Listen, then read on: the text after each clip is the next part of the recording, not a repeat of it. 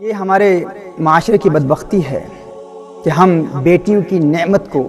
سمجھنے سے قاصر ہیں کہ یہ اللہ عز و جل کی کتنی بڑی رحمت ہے۔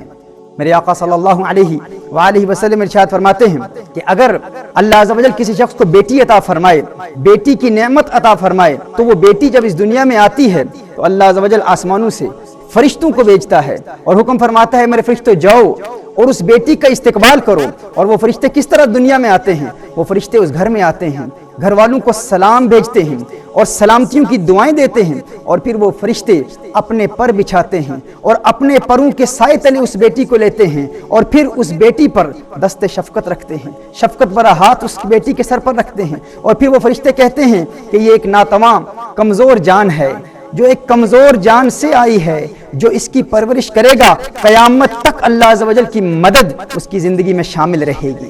یہ بیٹیاں اتنی بڑی نعمت ہیں، اس نعمت کو زحمت ہرگز نہ سمجھا جائے۔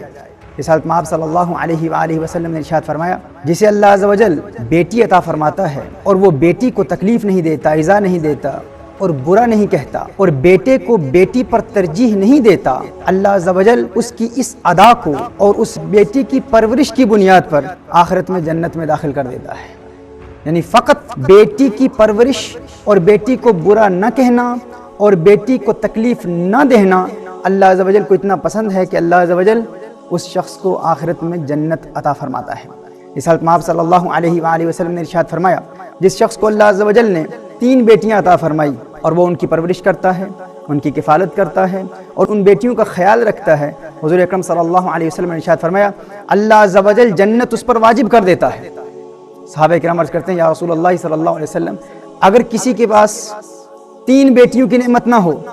اگر کسی کو اللہ عز و جل نے 2 بیٹیاں عطا فرمائی، تو حضور اکرم صلی اللہ علیہ وسلم ارشاد فرماتے ہیں کہ اگر اللہ عز و جل کسی کو 2 بیٹیاں عطا فرماتا ہے اور وہ 2 بیٹیوں کی پرورش کرتا ہے اور 2 بیٹیوں کی کفالت کرتا ہے، ان کا خیال رکھتا ہے، تو اللہ عز و جل اس کے لیے بھی جنت واجب فرما دیتا ہے۔ صحابی عرض کرتے ہیں یا رسول اللہ صلی اللہ علیہ وسلم آقا اگر کسی کو اللہ عز و جل نے 1 بیٹی عطا فرمائی، حضور اکرم صلی اللہ علیہ وسلم ارشاد فرماتے ہیں کہ اگر وہ 1 بیٹی کا بھی حق ادا کر دیتا ہے تو اللہ عز و جل اسے جنت عطا فرما دیتا ہے اور اس کے لیے جنت واجب کر دیتا ہے۔ رسالت مآب صلی اللہ علیہ وآلہ وسلم نے ارشاد فرمایا سیدتنا عائشہ صدیقہ رضی اللہ تعالی عنہا روایت فرماتی ہیں کہ اگر کسی شخص کو اللہ عز و جل بیٹی عطا فرماتا ہے